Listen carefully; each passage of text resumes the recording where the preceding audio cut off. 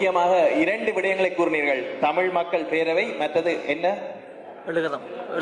எழுக தமிழ். அதாவது உங்களை அமோக வெற்றியிட்ட வைத்த தமிழ் மக்களுக்கு நீங்கள் சில செயற்களை செய்து வருகிறீர்கள், நற்காரியங்களை செய்து வருகின்றீர்கள். அதில் முக்கியமாக அவர் குறிப்பிட்டது எழுக தமிழ் மற்றும் தமிழ் மக்கள் பேரவை போன்ற அமைப்புகளை உருவாக்கியதை அவர் கூறியிருக்கின்றார். ஆனால் அவருடைய கேள்வி, நீங்கள் தொடர்ச்சியாக செயற்பட்டு வருவீர்களா, அல்லது தந்தை செல்வா போல் கடவுள் தான் இனி மக்களை காப்பாற்ற வேண்டும் என்று கூறிவிட்டு ஓய்வு வருவீர்களா, அல்லது அரசியல் இருந்து ஓய்ந்துபட்டு விடுவீர்களா என்ற அதாவது அடுத்ததாக நீங்கள் என்ன செய்ய போகின்றீர்கள், முக்கியமாக இந்த பதவி காலம், இந்த பொறுப்பு காலம் முடிந்தபின் நீங்கள் என்ன செய்ய போறீங்க கேள்வியும் முக்கியமாக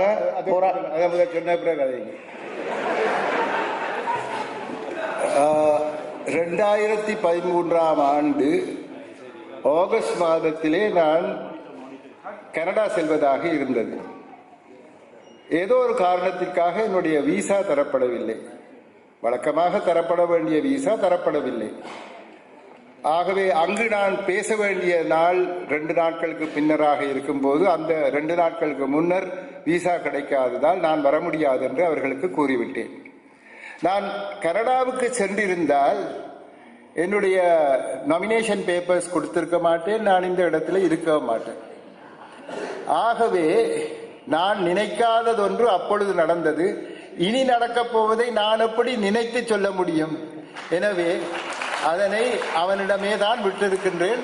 அதை தந்தை செல்வா சொன்னா என்ன, நான் சொன்னா என்ன, அது அவனுக்குத்தான் தெரியும். அவருடைய கேள்வி சர்வதேசம், அதாவது இலங்கை அரசாங்கமானது தனது இறையாண்மை தொடர்பானது, அதாவது இலங்கையின் இறையாண்மைக்கு எதிராக செயற்படுவதை தடுக்க வேண்டும் என்று சொல்லி கூறிக்கொண்டு வருகின்றது.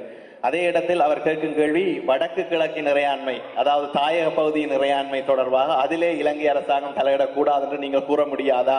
முக்கியமாக நான் நினைக்கின்றேன் அந்த கேள்வி இறையாண்மை என்பது மக்களிடம் இருக்கின்றது என்ற அடையாளத்தில் இருந்து வருகின்றது என்று நினைக்கின்றேன்.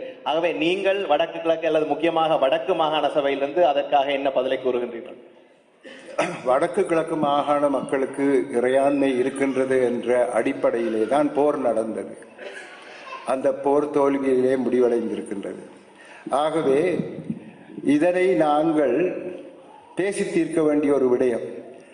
இறையாண்மை என்பது ஒரு தனித்துவமான ஒரு மக்கள் கூட்டத்திற்கு இருக்கக்கூடியதொன்று என்று சட்டம் கூறினாலும் ஒரு நாட்டினுடைய இறையாண்மையை குறிப்பிட்டு முழு நாட்டுக்கும் ஒரே இறையாண்மை இருப்பதாக கூறுவதும் வழக்கம். ஆகவே இதில் சில முரண்பாடுகள் இருக்கின்றதை நான் ஏற்றுக்கொள்கின்றேன்.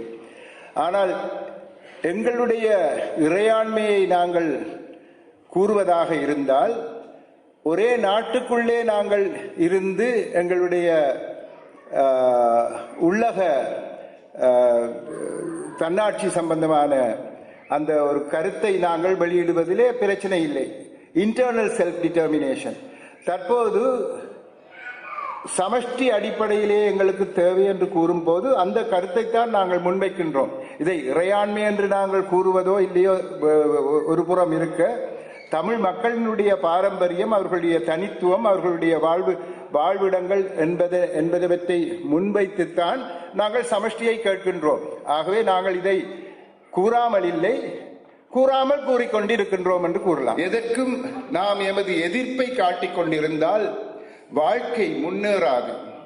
உதாரணத்துக்கு எமது வடமாகாண சபையில் எம்மை எதிர்ப்பது எமது எதிர்கட்சி அல்ல, எம்மை சார்ந்த சிலரே. கைவிட்டு எண்ணக்கூடிய சிலர்தான், வேற்றுமைகள் சிலர்தான் எவ்வாறு செய்கின்றார்கள்.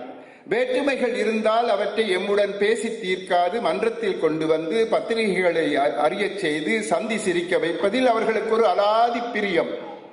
ஏதோ சாதிக்க முடியாததை சாதித்து விட்டோம் என்ற திருப்தி. இதனால் நாம் பாதிப்படையவில்லை, அவர்களே அடையாளம் காணப்பட்டு அருவரப்பு நிலைக்கு தள்ளப்பட்டுள்ளார்கள் என்பது அவர்களுக்கு தெரியவில்லை. ஆகவே எதனையும் விமர்சனத்திற்காக விமர்சிக்கும் இந்த விதண்டாவாதம் இனியாவது எமது தமிழ் மக்களின் வாழ்க்கை முறையில் இருந்து தவிர்க்கப்பட வேண்டும்.